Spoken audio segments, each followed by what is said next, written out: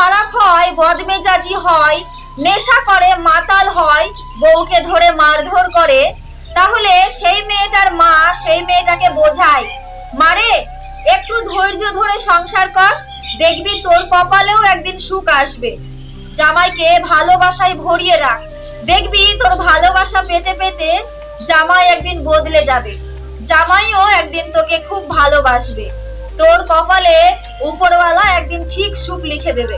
কিন্তু উল্টে যদি একটা বাড়ির বউ খারাপ হয়, তাহলে সেই বউটার শাশুড়ি মানে তার স্বামীর মা বলে, এই অলক্ষী মেয়েকে বিয়ে করে এনেছিস, তোর জীবনে তো সুখের ছিটে ফোঁটাও নেই, তুই এই মেয়েকে এক্ষুনি ডিভোর্স দে, এক্ষুনি বাড়ি থেকে বের করে দে, আমি তোর জন্য আরো অনেক ভালো মেয়ে খুঁজে এনে দেব, অনেক উচ্চ বংশের মেয়ে খুঁজে এনে দেব তোর জন্য, যে কিনা এসে তোর জীবনটাকে একেবারে সুখে স্বাচ্ছন্দ্যে ভরিয়ে দেবে।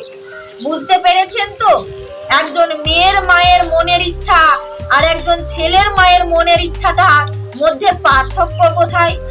একজন মেয়ের মা চায় তার মেয়ে জামাইয়ের সাথে শত কষ্ট করে হলেও সংসারটা টিকিয়ে রাখুক, আর একজন ছেলের মা চায় বউ যদি একটু খারাপ হয় তাহলে সেই ছেলে যেন তার বউকে ছেড়ে দেয়। এটাই হচ্ছে একজন ছেলের মা এবং একজন মেয়ের মায়ের মধ্যে যথাযথ পার্থক্য। কি বলেন ভাই?